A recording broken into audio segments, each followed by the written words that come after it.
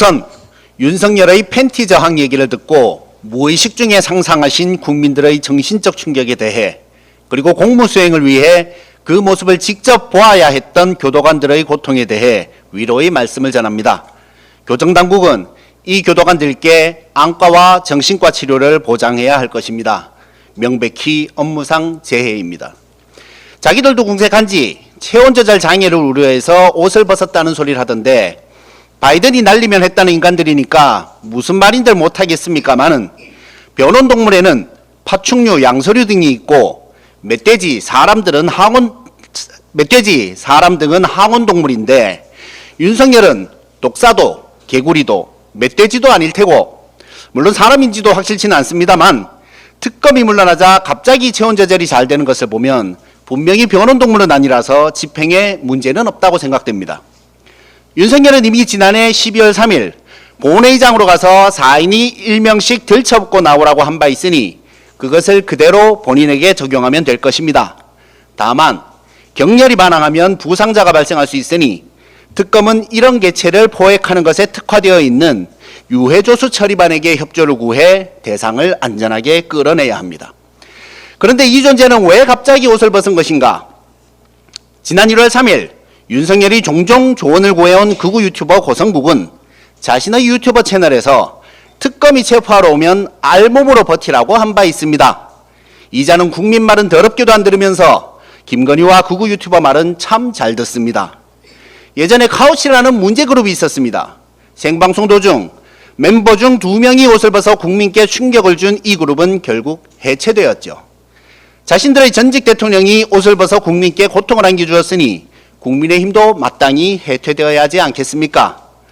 그런데도 뻔뻔한 국민의힘은 당대표 경선에서도 여전히 정신을 못 차리고 있습니다. 김문수는 싸우겠다고 합니다. 이재명 정부와 싸우고 민주당과 싸우고 국민의힘 해산에 맞서 싸운답니다. 민중당 출신의 위험이랄까 투지가 좋습니다만 잘못에 대한 반성은 하나도 없습니다. 장동혁은 계엄했다고 내란한 거냐며 따집니다. 탄핵 반대가 계엄 옹호는 아니라고 언제까지 사과할 거냐고 합니다. 윤희숙 혁신위원장이 처음으로 공개 사과하자마자 언제까지 사과만 하는가 하며 혁신위를 비판하더니 무슨 사과를 얼마나 했다고 이런 소리를 하는지 어안이 벙벙합니다. 일본한테 배웠나 싶습니다. 주진우는 찬탄과 반탄이 서로 자신들이 당선되면 상대를 쫓아내겠다고 하는데 자신이 당선되어 양측을 중재하겠다고 합니다. 네, 박쥐의 역할을 하겠다는 것이죠.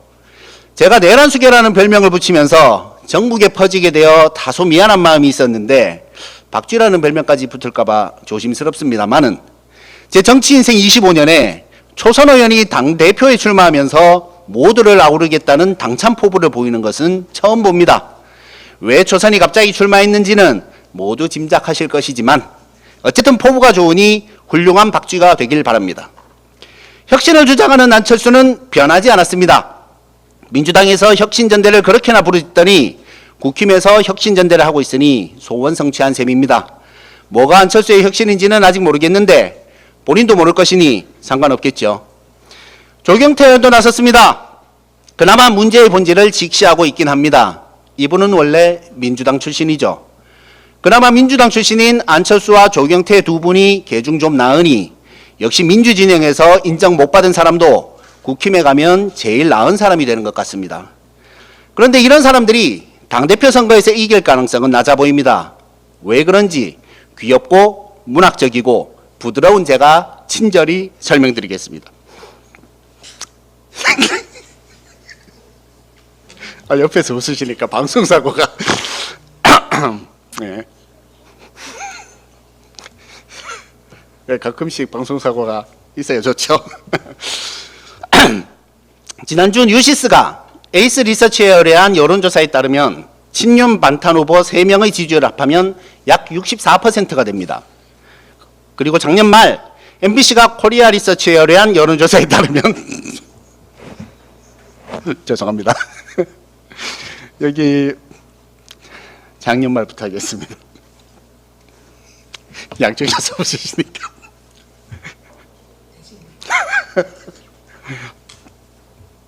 그리고 작년 말 MBC가 코리아 리서치에 의뢰한 여론조사에 따르면 국민의힘 지지층 중 부정선거 음모론을 믿는 응답이 65%죠.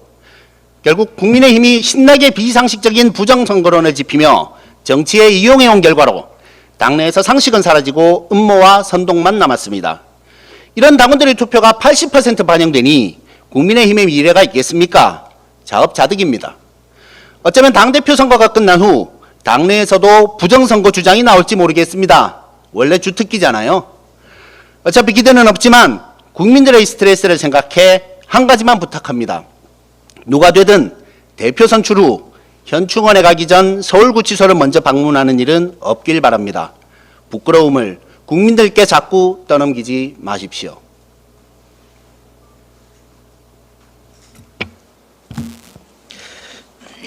산사태 막을 수도 있습니다. 최고위원 차기군입니다.